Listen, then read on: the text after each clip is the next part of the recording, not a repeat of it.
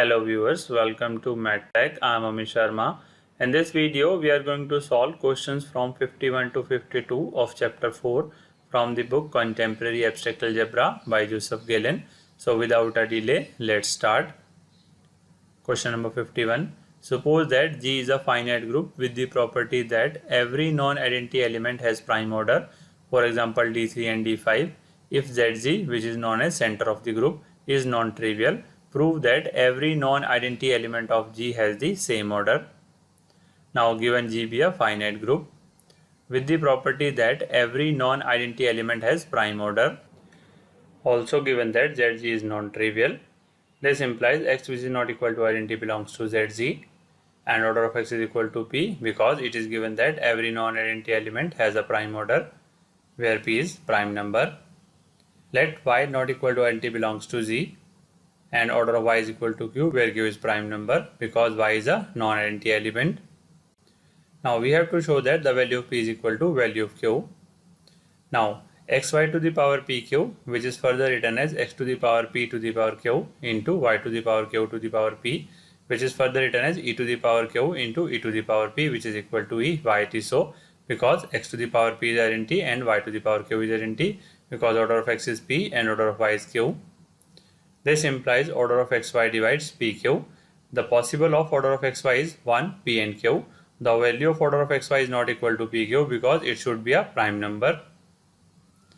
If order of xy is equal to 1, this implies x is equal to y inverse. This further implies p is equal to q because order of x is p and order of y inverse is q. If order of xy is equal to p, this implies e, which is equal to xy to the power p, which is further written as x to the power p into y to the power q. Because x to the power p is identity, this is equal to y to the power p. This further implies q divides p because order of y is q. This further implies q is equal to p because q and p are prime number. If order of xy is equal to q, this further implies e is equal to xy to the power q, which is further written as x to the power q into y to the power q, which is equal to x to the power q. Why it is so? Because the value of y to the power q is identity. This further implies p divides q because order of x is p. This further implies p is equal to q because p and q are prime number. Therefore, every non-identity element of G have same order.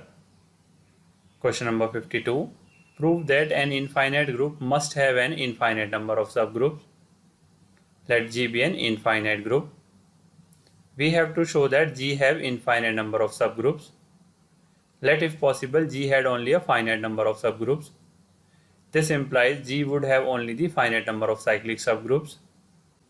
If each of these cyclic subgroup is finite, then G would be finite, which is contradiction because G is infinite group. This implies G contain at least one infinite cyclic subgroup, say generated by A. Now the subgroup generated by A square, A cube and so on are distinct subgroups. Why it is so? Because the least power of A in group generated by A to the power I is A to the power I. And A to the power I is not a least power of A in any subgroup generated by A to the power j for j not equal to I. Therefore, G has infinite cyclic subgroups. Hence, infinite group must have an infinite number of subgroups. Thank you very much for watching my video. If you like the content, please do like, share and subscribe my channel. If you have any query, comment me. Thank you very much.